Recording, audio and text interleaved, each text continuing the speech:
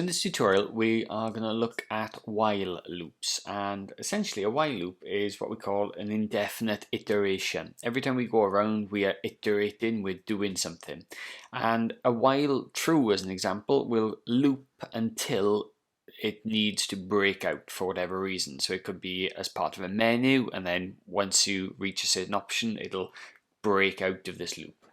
Now, loops sometimes have what we call conditionals. So essentially this, as an example, so we'll have an input which is a number, and we'll say while number is less than 5, and then every time the number goes in that's less than 5, it'll just print this out. And it'll keep on going around and around and around. Now this is actually an infinite loop, because it's only asking for the number once, and then it'll go around and around and around and around and around. So how would you actually make this program work? Well, there's a few different ways you would make it work. You would either add this in again underneath, or you could potentially put a break in and then this within a while true again. So you can have a loop within a loop. Let me just give you a very quick demonstration of this. So if we had number equals int input, give me a number. So we got give me a number, and then we'll say while number is less than, well, go with 6 this time. Print the number is less than 6. So what happens when we run this? Well, give me a number. I don't know what else there. Go away. So give me a number. Let's put 7 down. Great. So this actually then breaks because this condition is not met, because we've entered 7. It looks there. The number is greater than 6, so it's yours. Yep. Don't need to run anything. Watch what happens though when we enter a smaller number. So this now is what we call an infinite loop. Okay, and this is a loop which will keep on running and running and running until either A, the computer crashes, the web browser crashes, or the power gets cut. So to stop this running, typically on Python you'd normally say Command Z, but on the web app you'll just press the stop button there. So what would we do? Well, if we did this, copy this, and let's paste it in here. Now let's run this again. Give me a number 4. Can you see now what's happened? Because we're now within this loop, we've now hit this condition here, or this request rather, this input. So give me another number. We'll go 3, 2, let's go 7, and bam, it breaks out. So this is a while loop, okay, and this is a condition, and essentially we are iterating through our code. Now I'm going to play a little GIF image, right, in a moment. Before I do that, this is something I've taken from one of the sites of the internet, and it explains a while loop very well. So basically we enter the while loop, there's a test of some sort of expression, so it could either be while true or while false, or while a number is less than something, and if it's true it'll loop, and if it's false it won't loop. So if you think of it like this, a loop has got 2 things it can do. It can either run or not run. Have a look at this. So this now is an example piece of code. So A is given the value of 1, and what we've said is while A is less than 10, we're going to print A. So in other words, we're just going to put number 1. And then what we're doing is we're adding 2 to the value of A. We're then printing it again, which now becomes 3, and then we're adding again, which becomes 5. So each time this program, it starts off with A being 1, and then every time A goes through this loop, 2 gets added to it. Now watch what happens. It goes to 9, and it'll still run again, no problem. So again we'll add another 2 to it, but look, as soon as it hits the top part, it'll stop. Okay, so as soon as it says, hang on, A is 11, well, A is 11, so 11 is bigger than 10, so it'll stop running. So this is a while loop. Now then, what we're going to do is we're going to write a program. This is an example of what you've just seen, really, but we're going to write this program together. So we're going to write the program which prints a sequence 1, 2, 3, 4, 5, 6, 7, 8, 9, 10 on a new line using a while loop, right? And only one print statement. So how would we go about doing this? Well, let's start off with a variable. I'm going to put a number equals 1, okay? And what we'll say is while number is less than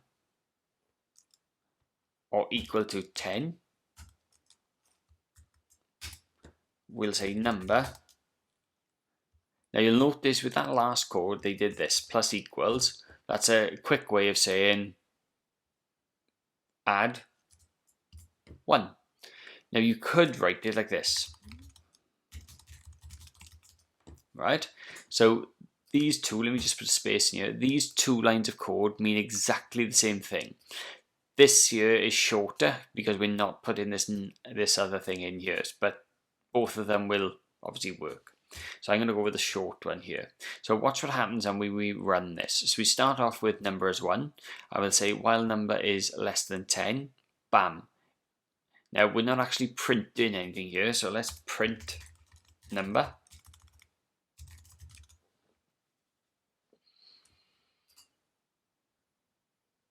And let's run it. So you can see here now it's gone 1, 2, 3, 4, 5, 6, 7, 8, 9, 10. Bam. So that there is a very quick way of creating that program. Okay, so we've printed out the sequence, each is on a new line, and we've used a while loop. Okay, so with a while loop, it'll run until it hits a value. What would happen though if we just said this is while true? Just have a think. What do you think is going to happen? I'll show you. When we do this, and the number will keep on going and going and going and going and going. Why? Well, there's no way for it to actually escape this loop. It'll keep on going until either this crashes or the computer gets bored and turns off. Okay, so this is called an infinite loop, as I've gone through a few times. So before we go on, there's one last thing that I'm going to show you, right, which is something you're going to need to know when we go and do the bingo game. What we're going to do is we're going to look at adding an if statement inside a while loop. So we're going to start this by just doing a little print statement, and we're going to say odd and even machine. So I'm going to do a while loop. So we got while true, and then we're going to say number equals int input, give me a number. The purpose of this is to basically work out if a number that's given is odd or even. And what we want to do is if the number is even, then we're going to break out, and if it's odd, we're going to ask again. The way we're going to do this is we're going to use the modulus function. So we say if number, and then we're going to do, I tell you what, I'll put this in a bracket. If number percentile 2, so if the remainder is 2 equals 0, then what we need to say is print you, oh gosh, I can't type today, you have entered an even number. And then if not, we're going to say else print you have entered an odd number. Now with this, it's going to indefinitely loop because we haven't told it how to break out. So just to show you this running, give me a number 7. Lovely, I've entered odd number, we'll do 6. I've entered even number 9, 90, great.